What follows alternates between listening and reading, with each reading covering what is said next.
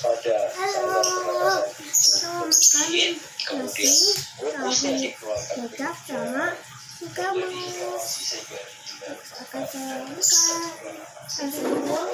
Martabak kalau nggak dimakan? Gejala sesak napas, dada ditekan, batuk, sama mengilu. Udah handphonenya? Oke, seperti itu. Oh. Ini clear, oke. Ada yang mau diingat lagi, bro? Ada yang mau ditanya? Oke, kita jalan. Nah, diagnosis pemeriksaan. Bagaimana dokter mendiagnosis asma ini? Pertama, pasti dia ditanya gejalanya. Misalnya pasien datang ke dokter, dok, saya sering mengalami batuk. Dia tanya, apakah ada bunyinya, napasnya pendek atau enggak, batuk, terus dada sesak. Kalau kriteria 4 gejala ini terpenuhi, ya, dia akan melakukan riwayat pemeriksaan berikutnya. Dia akan mengkonfirmasi riwayat atau pemeriksaan pasien. Pertama, asma itu adalah gejalanya bervariasi.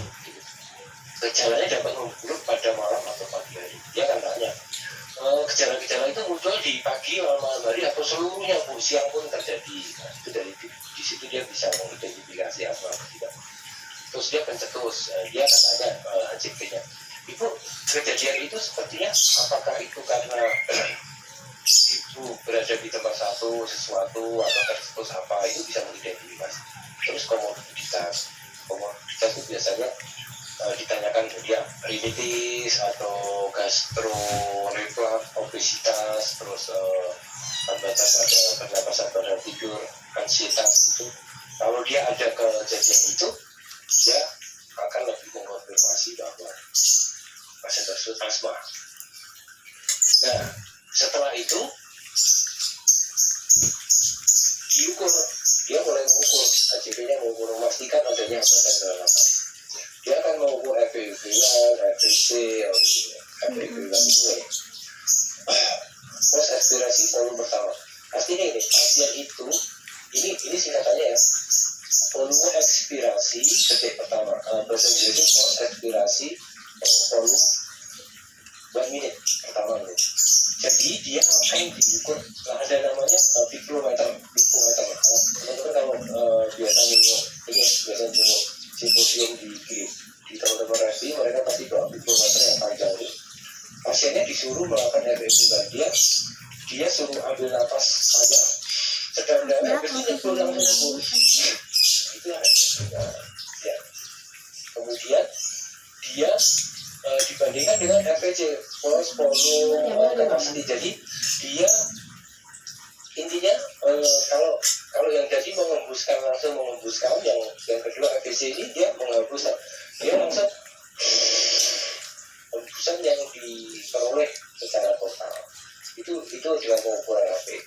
Intinya adalah kalau pasien tersebut hasilnya itu rentangnya 75 sampai 80%, itu rasionya masih normal pada dewasa. Kalau dia 90%, di atas 90% pada anak masih normal. Di bawah itu, jadi kalau rasio FEV1 sama FVC-nya itu di bawah 75, pasien tersebut bisa dilihat bahwa pasien tersebut asma.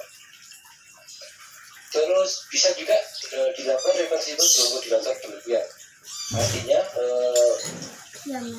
intinya gini, asma itu juga bisa dites. Pasien-pasien tersebut, pasien-pasien yang asma, kalau diberikan dia bronchodilator, ya, dia akan terjadi perbaikan di 15 menit berikutnya. Nah, kemudian itulah yang bisa menjadi indikator. Nanti lebih detail teman-teman akan disampaikan di video itu supaya kita bisa tuntas di bawahnya. Terus kemudian baru asmanya ditangani. Ya, jadi dokter mendiagnosis asma itu apa? Dia dilihat gejalanya, terus dia ditanya-tanya gejalanya bervariasi atau enggak, pencetusnya apa, apakah punya penyakit komorbiditas, terus dia diukur dengan picometer. Masih videonya? Kemudian baru ditegakkan asma. Masih jalan? Masih.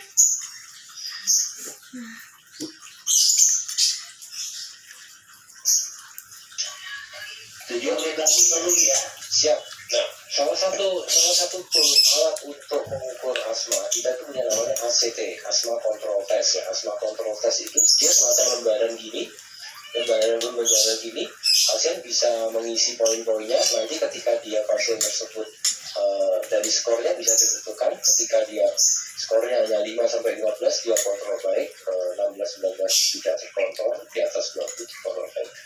Jadi selain dengan cara ini diagnosa ini tadi, pasien juga bisa dibekali dengan asma kontrol test. Asma kontrol test akan membantu ACP untuk menegakkan diagnosa.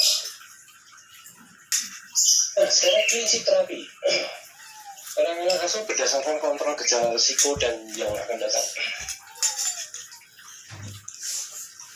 Ini deh, langsung aja. Tadi kan teman-teman tahu bahwa penyakit asma itu bisa terjadi eksaserbasi. Nah, asma obat-obat asma itu terdiri dari dua hal. Pertama, obat-obat pelega, ya, atau yang kandungannya beta agonis. Beta agonis itu fungsinya buat apa? Dia melegakan secara cepat. Pokoknya cepat. Ya, kerjanya cepat melegakan, tapi waktunya pendek. Ya, waktu terapinya pendek, kalau nggak salah ya sekitar 4-6 jam. Ya, tapi dia melegakan 1-5 menit, seperti Bentoline. Jadi Bentoline itu untuk eksaserbasi asma, yang kondisi akut dia menggunakan itu. Ketika orang terjadi asma, dia menggunakan Bentoline jika diperlukan. Terus obat-obat itu mengontrol kortikosteroid. Nah, kortikosteroid itu seperti Brexotan. Ya. Brexotan itu gunanya untuk apa? Untuk menjaga supaya tidak terjadi inflamasi tadi. Ya, untuk mencegah inflamasi tadi. Tadi kan seperti diketahui bahwa asma itu kejadiannya adalah ada inflamasi yang membuat menyempit. Ya.